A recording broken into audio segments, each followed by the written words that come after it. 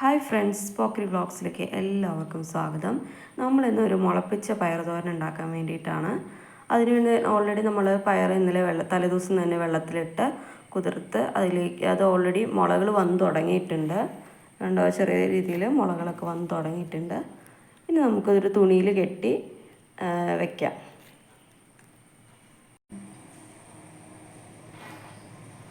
അതുകൊണ്ട് നമ്മളിങ്ങനെ ഒരു നല്ലൊരു തുണി എടുത്തിട്ട് മുളപ്പിച്ച പയറുകളെല്ലാം തുണിയിൽ കെട്ടിയാണ് വയ്ക്കുന്നത്. ഇനി നമ്മൾ കെട്ടി വെച്ചതിന് ശേഷം നല്ല രീതിയിൽ മുളകൾ വരും. അതിന് ശേഷം നമുക്ക് തോരൻ ഉണ്ടാക്കാൻ വേണ്ടിയിട്ട് നമ്മൾ റെഡിയാക്കുകയാണ്. ഇങ്ങനെ നമ്മൾ നല്ല രീതിയിൽ ഒന്ന് കെട്ടി വയ്ക്കും.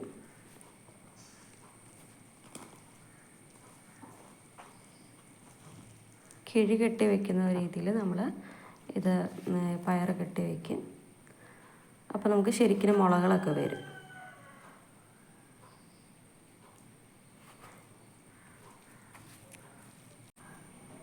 ഇനി ഈ കിഴിയുടെ മുകളിൽ നമ്മൾ ഒരു വെയിറ്റ് വെച്ച് കൊടുക്കുകയാണ്.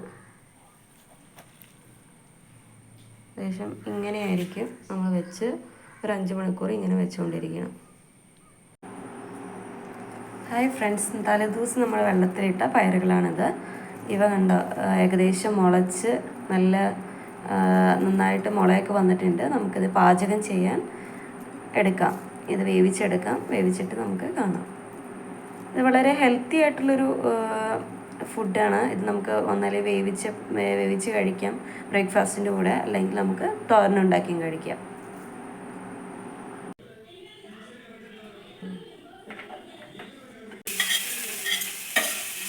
വെളിച്ചെണ്ണ ഒഴിച്ചു, വെളുത്തുള്ളി ഇട്ട് കൊടുത്തു. ഇനി നമുക്ക് സവാള ഇട്ട് കൊടുക്കാം.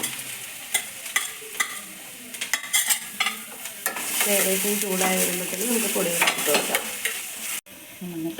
ഇപ്പോൾ ഏകദേശം കളറൊക്കെ മാറി വന്നിട്ടുണ്ട്. നമുക്ക് പിന്നെ അതിലേക്ക് പൊടികൾ ചേർത്ത് കൊടുക്കാം. മഞ്ഞൾപ്പൊടി ചേർത്ത് കൊടുക്കുന്നു. മുളക് പൊടി ചേർത്ത് കൊടുക്കുകയാണ്. നമുക്കൊന്ന് എണ്ണയിലൊന്ന് ചൂടാക്കിയതിന് ശേഷം നമ്മൾ എടുത്ത് വെച്ചിരിക്കുന്ന പയർ വേവിച്ച് വെച്ചിരിക്കുന്ന അതിലേക്ക് ഇട്ട് കൊടുക്കും. തേങ്ങ ഇട്ട് കൊടുക്കാം.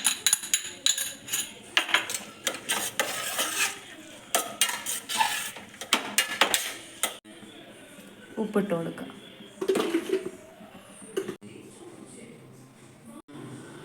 ഹായ് ഫ്രണ്ട്സ്, അങ്ങനെ നമ്മുടെ പയർ ഒരു